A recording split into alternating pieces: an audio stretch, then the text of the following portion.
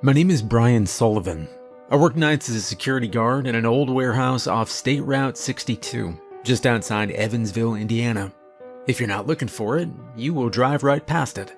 There's no bright sign anymore, just a faded metal panel bolted to a chain-link fence and a long gravel drive that curves behind a row of storage trailers.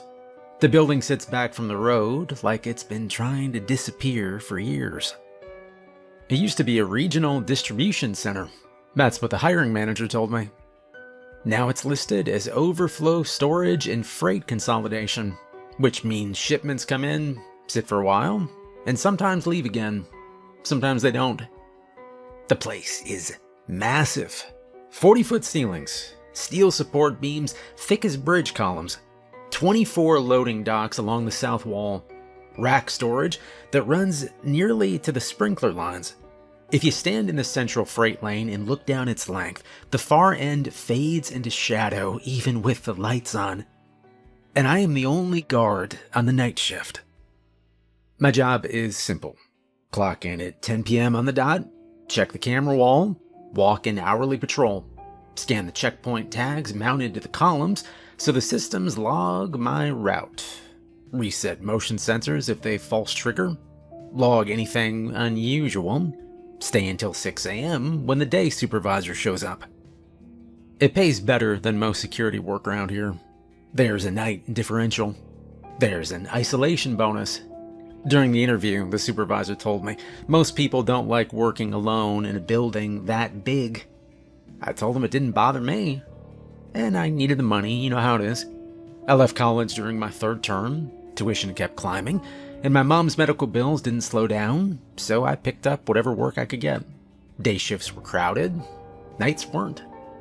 The warehouse was hiring. The security office sits near the main entrance. Concrete walls, metal desk, little tiny fridge, a wall of monitors showing camera feeds from every aisle, every dock, every corridor. The cameras are older, grainy, slightly delayed, but they cover the building well enough. At least that's what I thought when I started. Well, the first few weeks were quiet. You get used to the sound of the place. The ventilation system runs constantly, never stops. Pipes pop when the temperature shifts. Dock plates settle. Metal racks creak under their own weight. After a while, you learn which noises belong and which don't. There are forklifts parked in charging bays along the east wall. None of them are scheduled to operate overnight. There's no freight crew on my shift. If something moves in that building after midnight, it is not supposed to. Most of what we store now, well, it's sealed inventory. Pallets wrapped tight in plastic, cardboard cartons stacked in clean grids, wooden crates stamped with routing codes. Some of it looks new. Some of it looks like it hasn't moved in years. And then there are the big ones. The first time I saw one of the oversized crates, I stopped walking. It was sitting in the central freight lane, wrapped in black plastic, reinforced with steel brackets at every corner. 15 feet long, 8 feet high. It took up nearly half the lane by itself. The barcode label had a routing number, but no description of what was inside. There were more like it, stacked higher up in the racks, balanced in places forklifts shouldn't be able to reach. I checked the equipment list. The forklifts on site aren't rated to lift that kind of weight at that height. There's no crane system, no overhead hoist, no heavy lift rig parked anywhere in the yard. I figured day shift brought in outside equipment when needed. Wasn't my concern. Still, I started noticing something. Sometimes I would finish a patrol and pass back through the freight lane, and one of those big crates would be positioned slightly differently. Not dramatically, just rotated a few degrees. Moved a foot closer to another stack. Always lined up neatly again by morning. I never saw them move. Most nights were routine. I'd sit at the monitor wall around 2 a.m., drink coffee from the break room machine, and watch empty aisles. The only alerts were dust drifting past sensors, or the occasional moth flying too close to a camera. And then one night, around 2:37 a.m., Camera 14 lit up red. Motion detected in aisle 47. That aisle sits in the far back storage zone. Deep racks, older inventory, no assigned overnight access. I leaned forward and tapped the monitor to enlarge the feed. At first, I thought it was a lighting issue.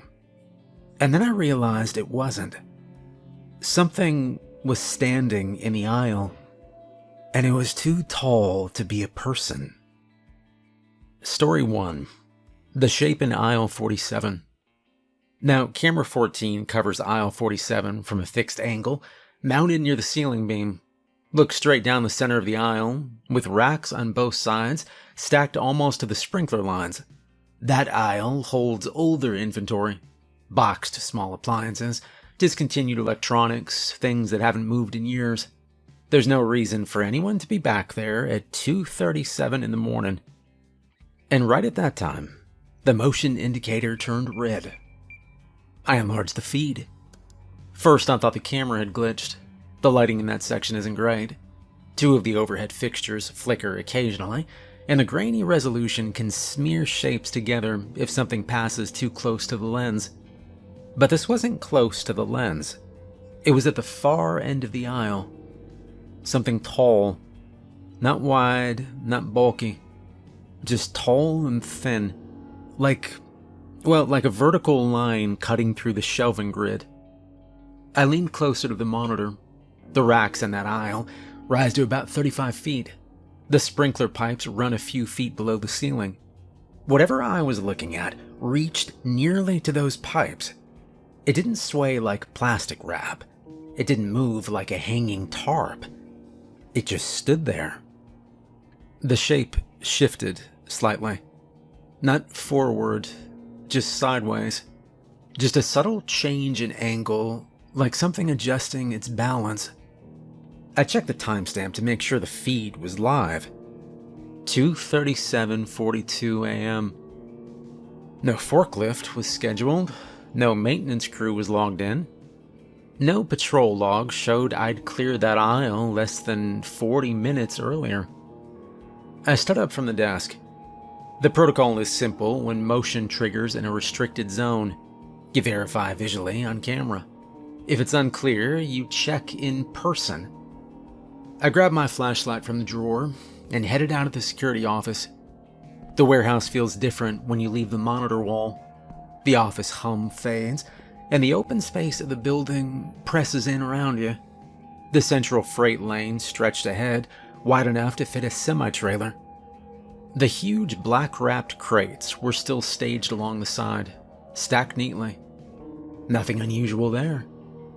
I walked past them without slowing. Now, the deeper you go into the storage zones, the colder it gets. The ventilation ducts don't push as much air that far back, and the hum drops to a low background vibration. Aisle 47 is near the rear west wall. I turned into the cross corridor that leads to it, and I immediately noticed something off. There was a strange smell. I stepped into the mouth of aisle 47 and paused. The overhead lights were on. No flicker, no visible obstruction.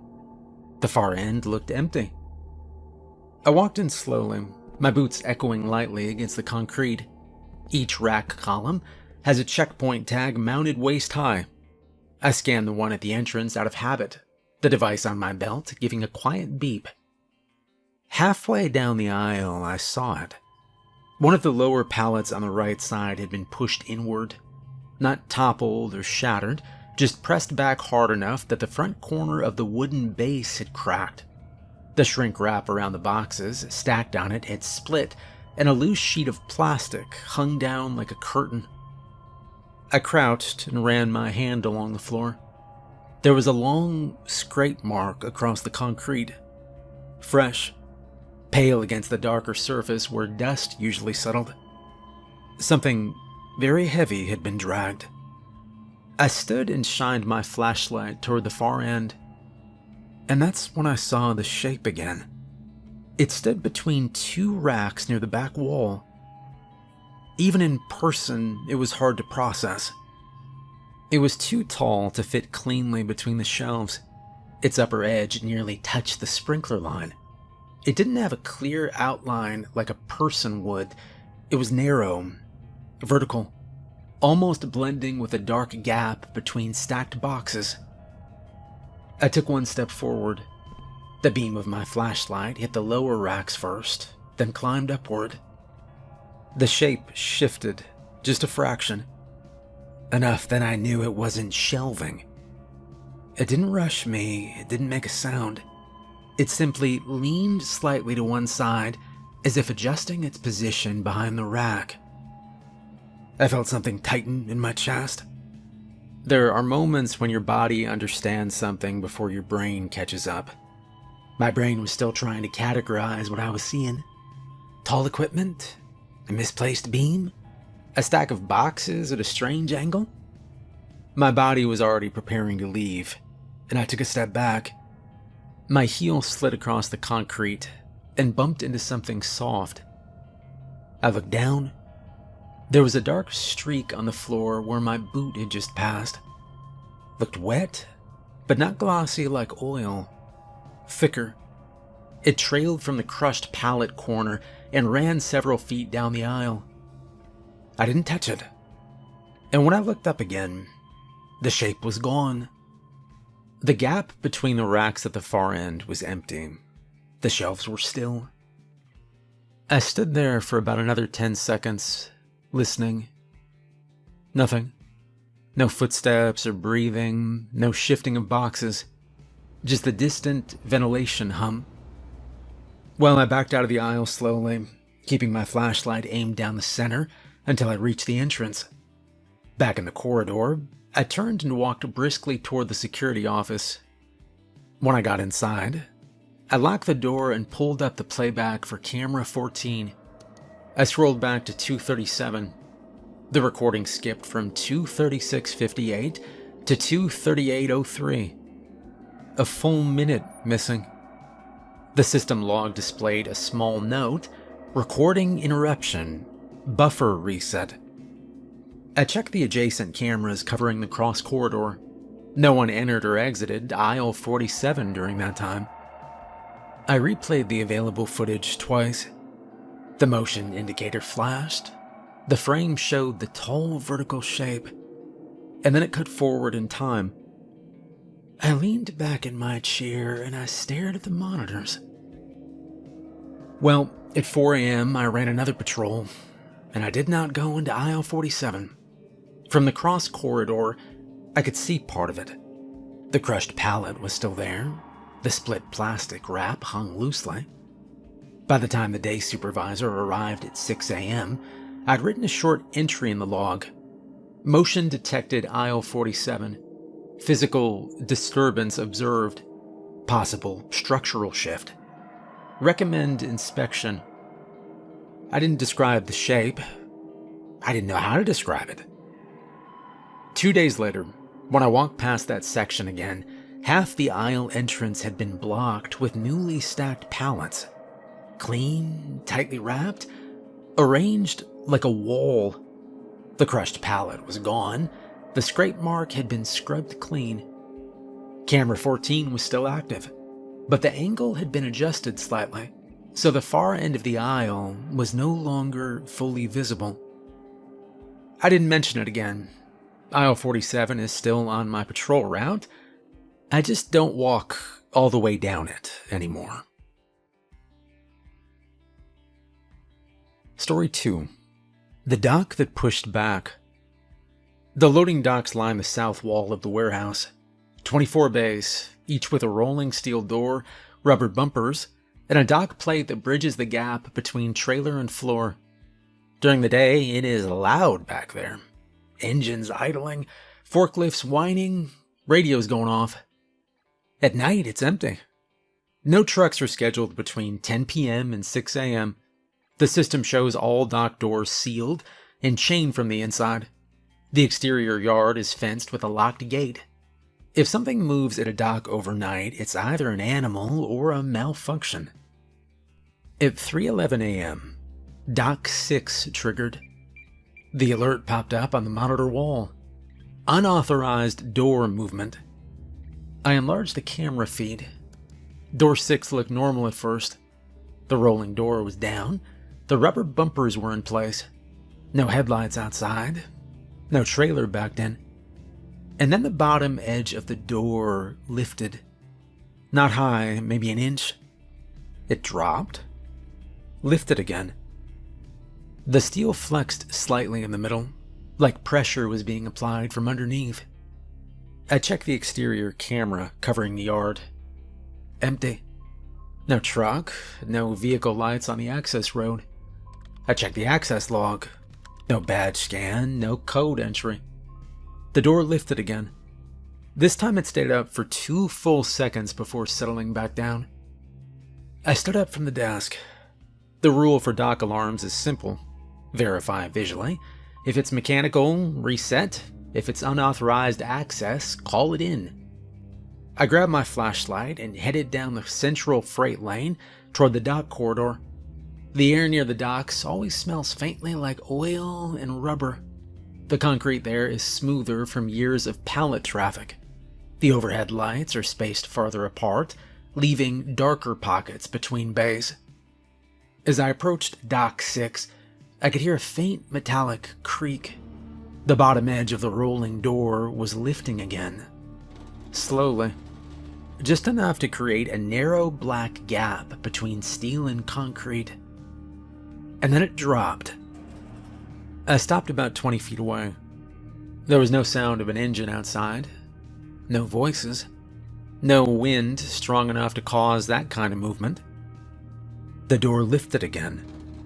And this time, something pressed upward hard enough that the center of the steel bowed slightly. I took another step closer. The gap widened to maybe 3 inches. And something dark filled it. I saw a streak under the rubber seal to the right of the door, dark and wet, running along the concrete toward the drain channel. I aimed my flashlight at the bottom seam. The beam hit fabric first, gray material scraping against the inside of the door, and then a patch of reflective striping, like the kind stitched onto warehouse safety vest. The door lifted higher, 5 inches now, enough for something underneath to shift. I heard a wet, sliding sound against the dock plate. The steel flexed again, more violently this time. I felt it through the concrete. Whatever was under that door was not small. The pressure increased. The rolling door tracks rattled in their guides. The steel plate that bridges the dock gap vibrated. For a second, the door lifted high enough that I could see past the rubber seal. There was a shoulder there, too broad for the opening. The fabric stretched tight over something massive, and above it, just for a moment, I saw skin, pale in the beam of my flashlight, streaked with something dark. The door slammed back as if the pressure had shifted. The steel bounced once in its tracks. The bottom edge lifted again immediately, higher this time. I didn't wait. The emergency drop switch for each dock is mounted on the side wall in a red housing. It forces the rolling door to descend under full motor power regardless of obstruction. I ran the last few steps and hit it. The motor engaged with a heavy mechanical grind. The door dropped fast. Whatever was under it pushed upward once more. The steel bowed, and then the full weight of the door came down. There was a sound like thick metal hitting something solid. The impact shook the frame hard enough that dust fell from the overhead beam. The door settled, and silence. No more pressure from underneath, no more lifting, just the hum of the motor winding down. I stood there, breathing hard, staring at the bottom seam. A thin line of dark liquid seeped out from beneath the edge of the door and ran toward the drain channel. It didn't pool for long. Within seconds, it slowed. I waited a full minute before moving, and then I stepped closer and crouched, keeping my body angled away from the center of the door. The rubber seal hung straight, no visible deformation. I pressed the manual override to raise the door slowly. It rolled up in a controlled motion. The dock plate was empty. No body or equipment or obstruction. Just a smear on the steel surface and a faint streak across the concrete. I stepped onto the dock plate and I shined the light outward into the yard. Empty asphalt, chain link fence intact, gate closed. No vehicle tracks on the gravel access road. Well, I walked the perimeter of the dock area, checking the bumpers and sidewalls. There were fresh gouge marks in the steel left of the door frame, deep enough to cut through paint, not wide enough to be forklift forks. Too vertical, like something had gripped the edge and pulled. I returned to the security office and pulled up the footage. Camera 6 showed the door lifting, and then at 3:12:18 a.m., the feed froze. At 3:13:04 a.m., it resumed. Door closed, dock empty. The system log displayed the same note as before: recording interruption, buffer reset. I checked the exterior camera. It showed nothing unusual. I rewound it several times. No truck approach, no vehicle left. The yard remained still. At 5:45 a.m., I did another walk past Dock 6. The smear on the dock plate was gone. The drain channel looked recently rinsed. The gouge marks on the steel frame were still there. Small, easy to miss unless you were looking for them. When the day supervisor came in, I mentioned that Dock 6 had triggered overnight and that the door motor might need inspection. He made a note on his clipboard. Didn't ask for more details. By that afternoon, a maintenance sticker had been placed on the door housing. The motor was marked, serviced. Dock 6 operates normally right now. The door doesn't lift on its own. The rubber seal sits flush against the concrete. But when I walk past that bay after 3 a.m., I don't stand directly in front of it anymore. And I don't get close enough to look under the seal. Story 3. The basement shift. Now, the basement isn't listed on my regular patrol sheet. On the printed map taped to the security office wall, there's a small gray square under the western half of the building labeled Maintenance Access. No aisle numbers, no camera icons, just a stair symbol and a note that says, Authorized personnel only.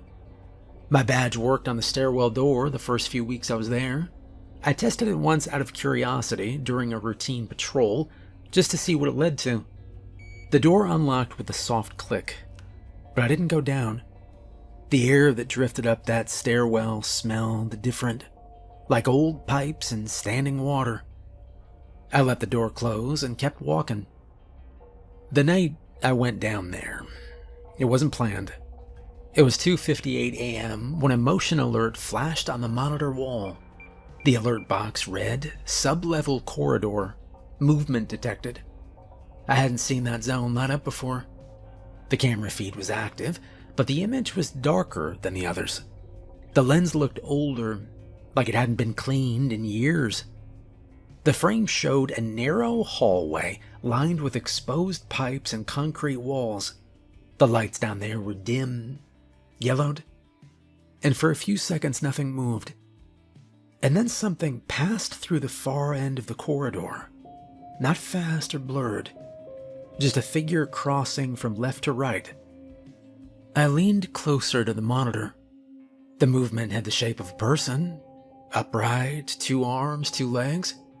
But there weren't supposed to be any night workers assigned to the basement. I checked the shift log. No maintenance crew scheduled, no inventory team listed. The motion indicator blinked again. I sat back in my chair for a moment, weighing it. The job is simple: verify unusual movement. So I grabbed my flashlight and left the office. The stairwell door sits at the end of a side corridor near the west loading docks. It's heavier than the other internal doors, reinforced steel with a push bar and a small access reader mounted to the frame. I swiped my badge. The reader beeped green, and the door unlocked. The stairwell beyond was narrow and concrete, with metal handrails bolted to the walls. The steps were worn in the center from years of use. The air grew cooler as I descended, and the hum of the main warehouse faded into a distant vibration overhead. Halfway down, the lighting changed. The fluorescent strip at the top of the stairs gave way to older fixtures mounted along the lower wall. Their light flickered faintly, casting uneven shadows across the concrete. At the bottom of the stairs, the space opened into a corridor about 10 feet wide. The ceiling was lower than the main floor, crisscrossed with pipes and conduit lines. The floor was smooth concrete, darker than upstairs, with faint tire marks running along one side. I paused at the last step and listened. There was a sound down there. Not loud, steady, repetitive rhythm. Cardboard sliding, tape pulling, something being pressed and sealed. I stepped into the corridor and moved forward slightly. The first room I passed on the right was empty. Metal shelving lined the walls, but nothing sat on them. The second doorway opened into a wider area, and that's where I saw him. There were at least 20 people in the room, all wearing warehouse uniforms. Gray shirts with reflective stripes across the chest and shoulders, company patches sewn above the pocket, work pants, steel-toed boots. They stood at long folding tables arranged in rows. Some were folding flat cardboard into boxes. Some were taping seams shut with handheld dispensers. Some were stamping labels onto the sides of completed cartons. The motion was repetitive, and no one was speaking. The only sounds were the slap of cardboard folding into shape, the rip of tape, and the thud of boxes being stacked. I stood just inside the doorway, my flashlight lowered at my side. The overhead lights were enough to see by. Their faces were visible, blank expressions, eyes open, focused on their hands. It looked like a production line operating without a supervisor. I took another step into the room. No one acknowledged me. I watched one of the workers fold a box. His hands moved with mechanical precision. He pressed the corners flat, sealed the bottom seam, and slid the box down the table to the next person. The next worker applied a label and stamped it with a handheld ink press. The stamp left a dark rectangular mark across the shipping label. I couldn't read what it said from where I stood. Another worker lifted the finished box and placed it onto a rolling cart already stacked waist-high with identical cartons. There were no forklifts in that room, nor pallet jacks, just tables and people. I cleared my throat. Hey, I said. And just like that, everything stopped. Every hand froze mid-motion. The closest worker turned his head, slowly, and his eyes met mine. They were cloudy and glazed over. Behind him, another worker turned. Within seconds, every head in the room had rotated toward me, and they looked different now. They didn't look like people anymore. They looked like zombies. Pale skin, dead eyes, body parts at weird angles. I eased backward into the corridor, keeping my eyes on the room. I reached the base of the stairs and placed my hand on the railing. Then as I placed my foot on the first step, I heard the sound start again. Cardboard, tape, stamp pressing. The rhythm resumed as if it never stopped. I climbed the stairs, and at the top I pulled the door shut behind me and I leaned against it for a second. I walked back to the security office and I checked the basement camera feed. The monitors showed the empty corridor. The room with the tables was not covered by any visible camera angle. I scrolled through the list of camera IDs. There were only 2 assigned to the sublevel. Both showed hallways. Nothing inside the workroom. I returned to the stairwell door and tried my badge again. It was still unlocked. But I didn't go back down. The next night, when I walked past the stairwell during my patrol, something had changed. A heavy-duty padlock had been installed through the door's handle. A small laminated tag hung from it. Maintenance access restricted. I swiped my badge. The reader flashed red. Access denied. The basement hasn't triggered a motion alarm since, but sometimes, when I'm standing near the west corridor around 3 a.m., I can hear faint sounds through the concrete floor. I can hear those zombie things working down there. Story 4. If a box talks. Now, most nights between 1 and 3 a.m., I rotate through the return shelves near the center of the warehouse. That section holds smaller inventory. Electronics, tools, boxed kitchen appliances, items that came back damaged or unopened and are waiting for reprocessing.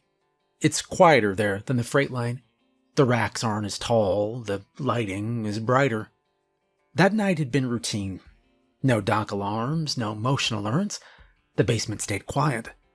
I'd already completed 2 patrol loops and logged nothing unusual.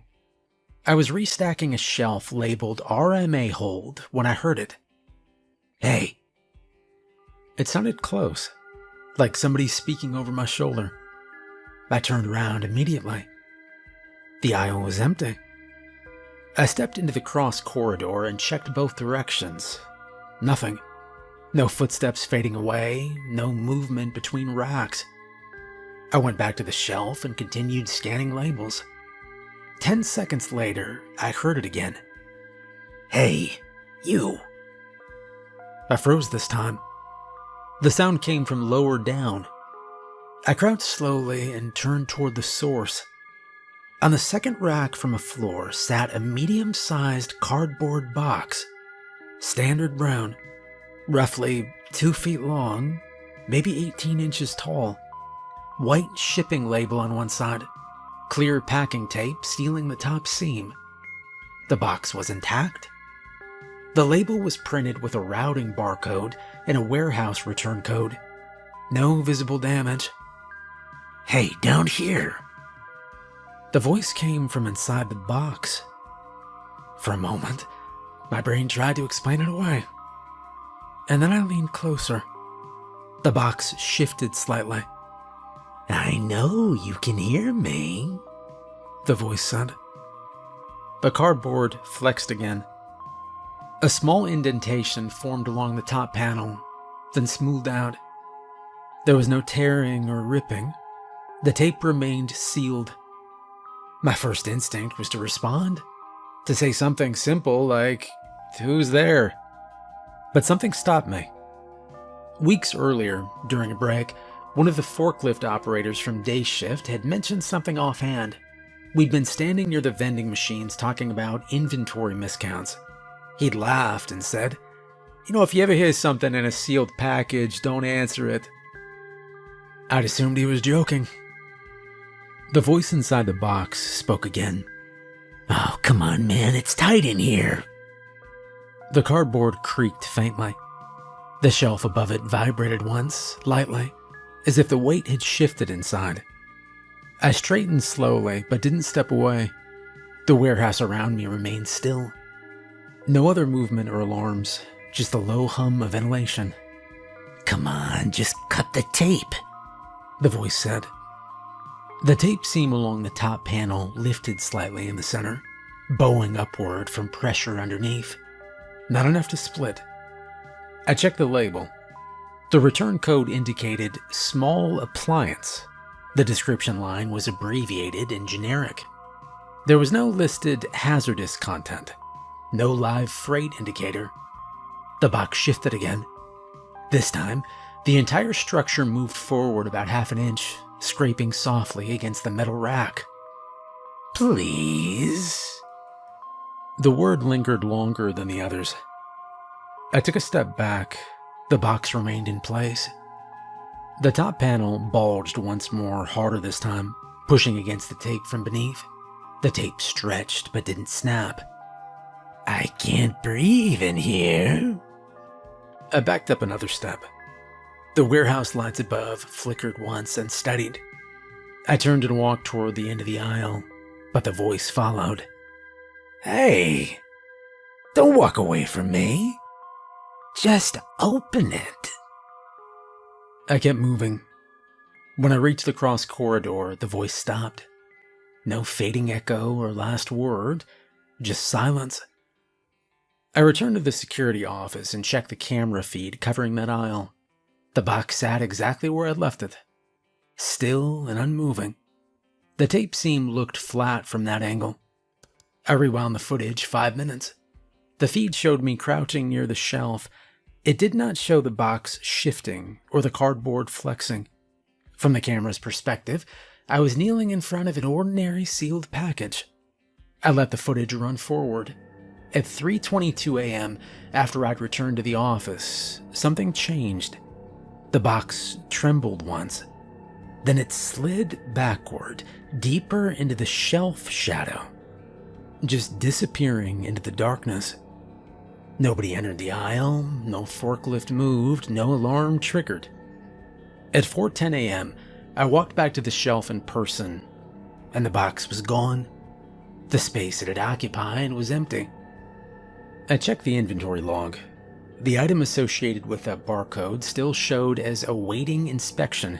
No removal scan or relocation entry. The system listed it as physically present on rack C12. It wasn't. I did not write a report. There's no category for package requested release. The next week, while doing another patrol in the same section, I passed a stack of sealed cartons near the end of the aisle.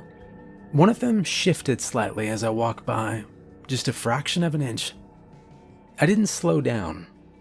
I've heard voices in that section twice now, and I don't answer. Story 5. The biggest boxes. The largest crates in the warehouse are stored in the central freight lane. They're hard to miss. Each one is reinforced with steel corner brackets and wrapped in black plastic pulled tight enough to shine under the lights. Some are 15 feet long. Some are stacked so high they sit just below the sprinkler lines. They don't have product descriptions, only routing numbers and internal barcodes. I walked past them every night since I started. I've also never seen a forklift rated to lift something that big, that high.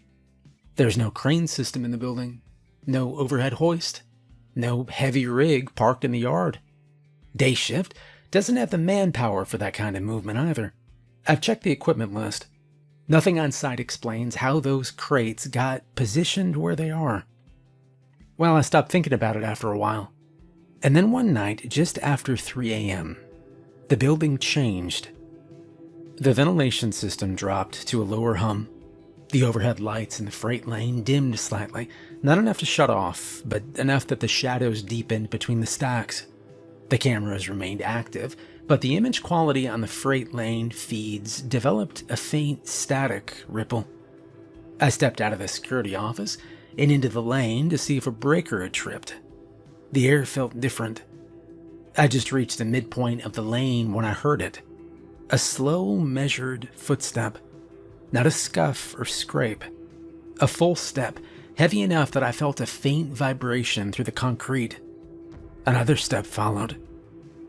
I moved toward the nearest stack and used it for cover, keeping the black-wrapped crate between me and the sound. The footsteps continued. And then I saw it. It stepped into the open section of the freight lane about 50 feet away. It was at least 20 feet tall. There's no good way to soften that. Its head nearly reached the ceiling beams. The reflective safety vest stretched across its torso. It looked like it was standard warehouse issue, just scaled wrong. The gray uniform shirt was torn at the seams near the shoulders from the size of the frame beneath it.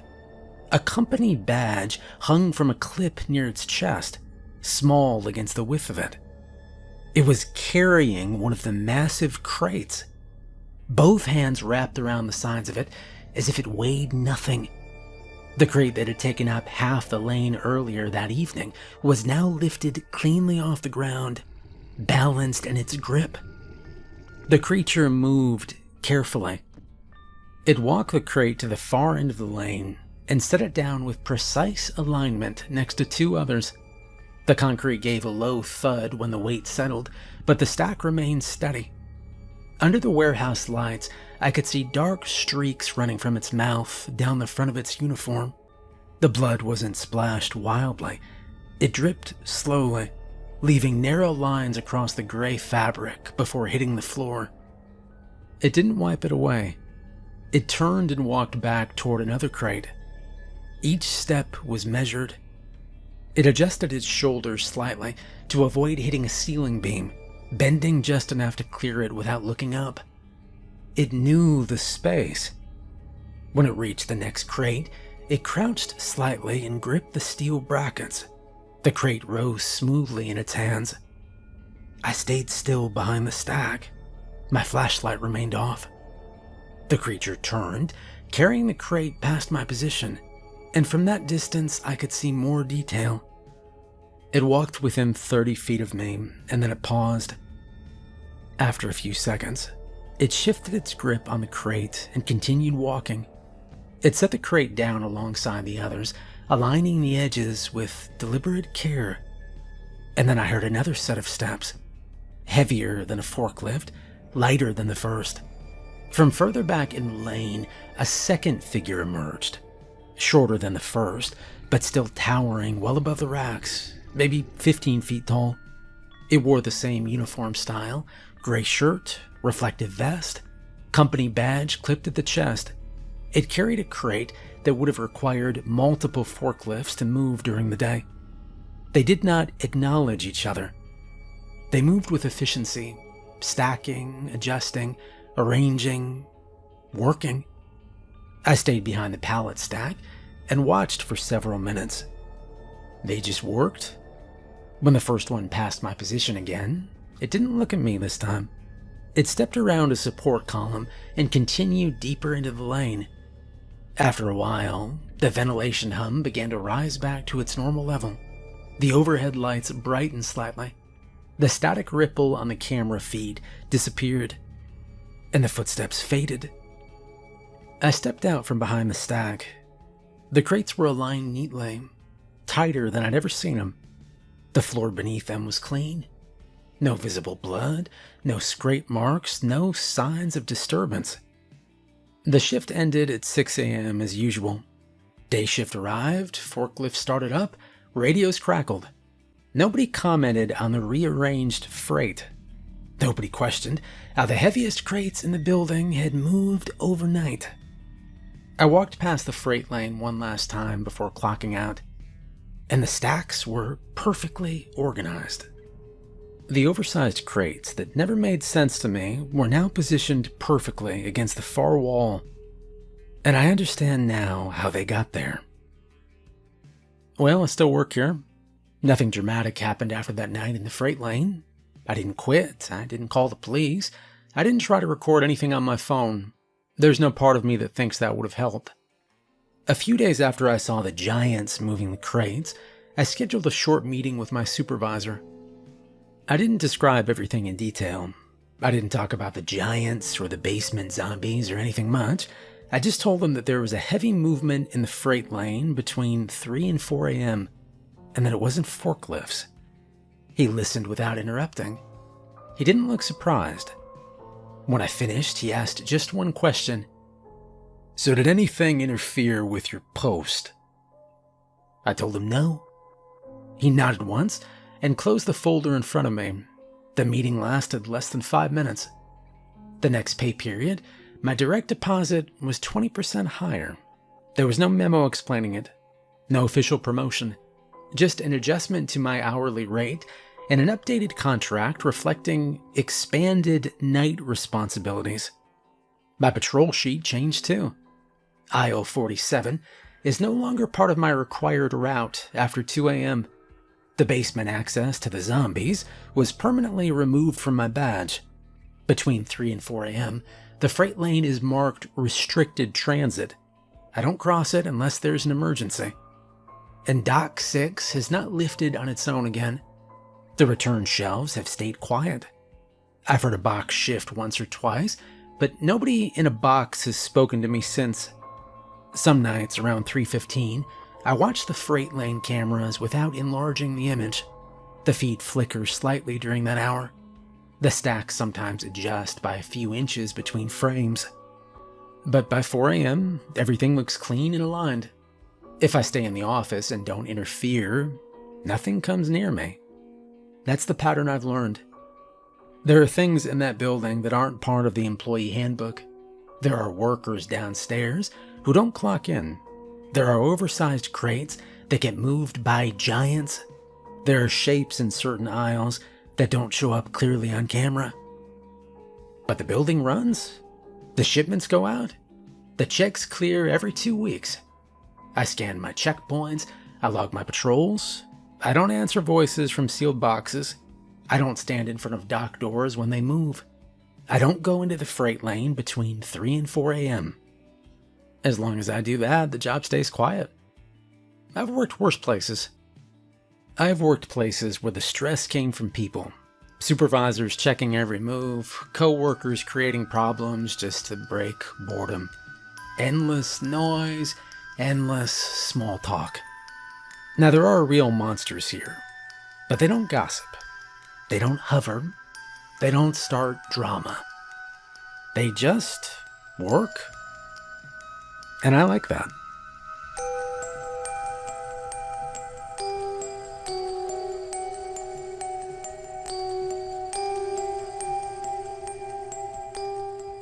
Hey everyone, this is Steven. I hope you enjoyed tonight's story. The new merch is live at hauntedstuff.com. Links in the description. If you want to check it out, I think you'll really like what we've built. And there's also going to be lore and new characters from the Lighthouse universe on the website. Thanks for being here, and I hope you have a great night.